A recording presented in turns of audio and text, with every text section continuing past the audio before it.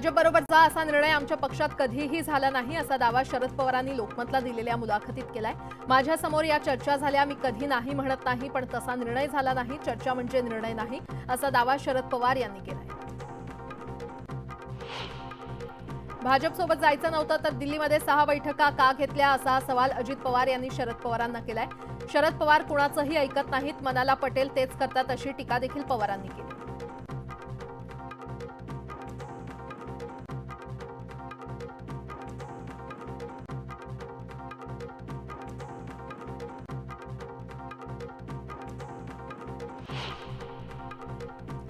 उद्धव ठाकरेंनी सामना वृत्तपत्राला मुलाखत दिली आहे। संजय राऊतांनी ही मुलाखत घेतली असून 2 भागात ही मुलाखत प्रकाशित होणार आहे। महायुतीतील नेत्यांना ठाकरे उत्तर देणार आहेत।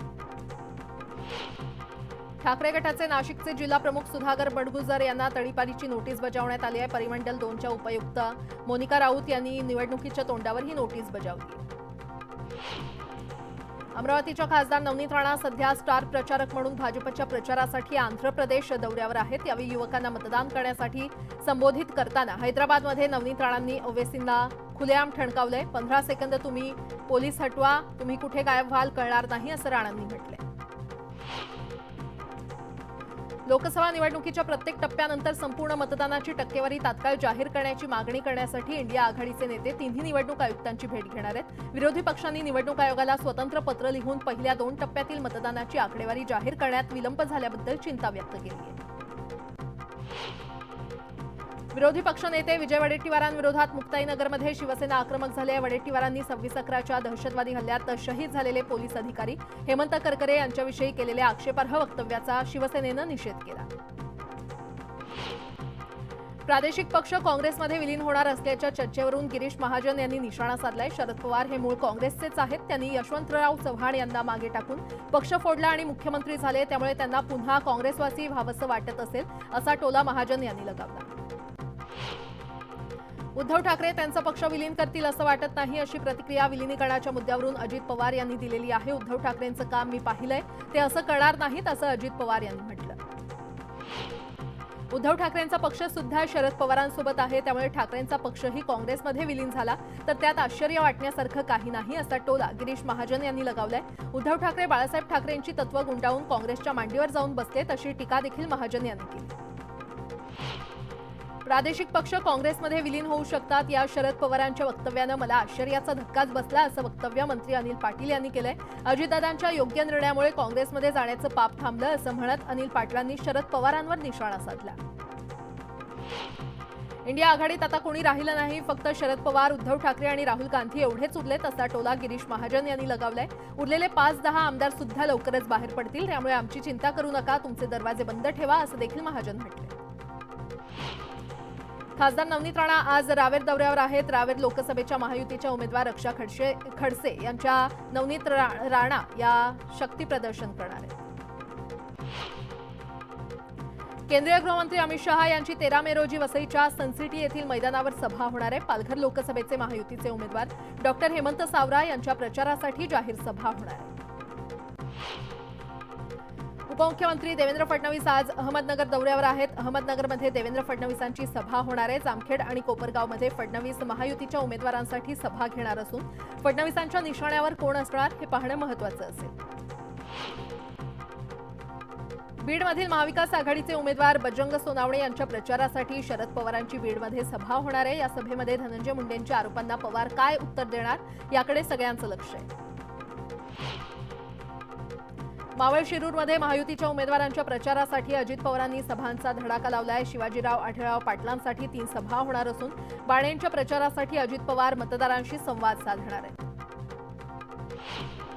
अहमदनगरच्या श्रीरामपूरमध्ये उद्धव ठाकरे आणि शरद पवार एकत्र येणार आहेत। संध्याकाळी 6 वाजता महाविकास आघाडीचे उमेदवार भाऊसाहेब वाकचौरे यांच्यासाठी ठाकरे आणि पवार यांची सभा पार पडणार आहे। रोहित पवारांचा बॅलन्स बिघडलाय, त्यामुळे ते खोटं बोलतात असं म्हणत अजित पवार यांनी रोहित पवारांवर हल्लाबोल केलाय। तर सुनेत्रा पवार निवडून येतील याची मला खात्री आहे असा विश्वास देखील अजित पवार यांनी यावेळी व्यक्त केला। 1980 पासून शरद पवार मराठा समाजाला फसवतायत, अनेक आंदोलनं आणि चळवळी उद्ध्वस्त करण्याचं काम पवारांनी केलं अशी घणाघाती टीका प्रकाश आंबेडकरांनी केली आहे। वंचितचे बीड लोकसभेचे उमेदवार अशोक शिंदे यांच्या प्रचारार्थ झालेल्या सभेत ते बोलत होते।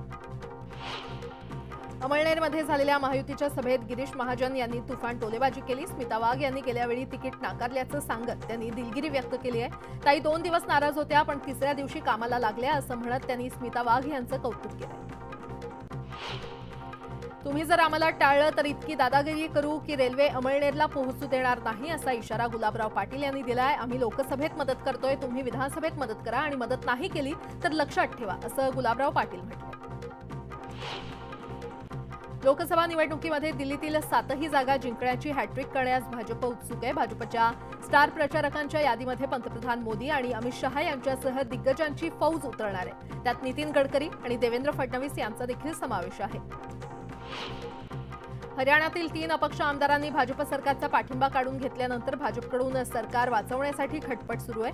त्यातच काँग्रेसने देखील डावपेच खेळण्यास सुरुवात केली आहे। विरोधी पक्षातील अनेक आमदार संपर्कात असल्याचा दावा मनोहरलाल खट्टर यांनी केलाय। तर काँग्रेस सरकार बनवणार असेल तर पाठिंबा देऊ, असं जननायक जनता पक्षाने जाहीर केलं। 8 जून रोजी होणाऱ्या मराठ्यांच्या विराट सभेच्या अनुषंगानं आज बीडच्या आष्टी तालुक्यात मनोज जरांगेंच्या संवाद बैठकीचं आयोजन करण्यात आलेलं आहे। सायंकाळी 6 वाजता होणाऱ्या या बैठकीसाठी आष्टी तालुक्यातील मराठा समाज उपस्थित असेल। नाशिकच्या वणीगड, दिंडोरी आणि कळवण भागात अवकाळी पावसानं जोरदार हजेरी लावली। पावसामुळे वणीगडावर सप्तशृंगी मातेचं दर्शन घेण्यासाठी आलेल्या भाविकांना त्रास सहन करावा लागला, तर काही घरांची पडझड देखील झालेली आहे। अभिनेता सलमान खानच्या घरावर झालेल्या गोळीबार प्रकरणी 2 आरोपींना राजस्थानमधून अटक करण्यात आलेली आहे। आरोपी मोहम्मद रफीक चौधरी यानं सलमानसह आणखी 2 अभिनेत्यांच्या घरांची रेकी केल्याचं मुंबई गुन्हे शाखेच्या तपासात समोर आले। अकोला एमआयडीसी पोलीस ठाण्याच्या हद्दीतील कोऱ्या करकरीत कारची चोरी करणाऱ्या टोळीला अटक करण्यात पोलिसांना यश आले। या कारवाईमध्ये 3 कारसह चोरीसाठी वापरलेल्या 2 बाईक देखील पोलिसांनी जप्त केल्या।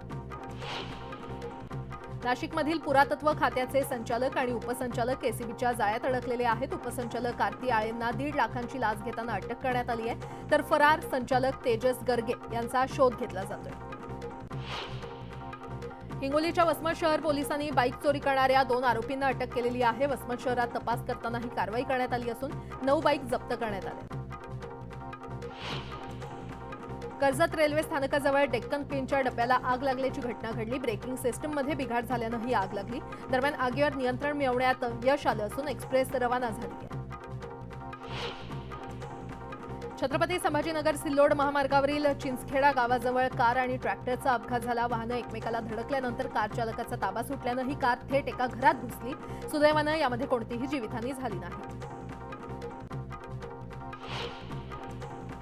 आणि आता एक मोठी बातमी समोर येते। भारती पवार या नितीन पवार यांच्या भेटीला पोहोचलेले आहेत। खासदार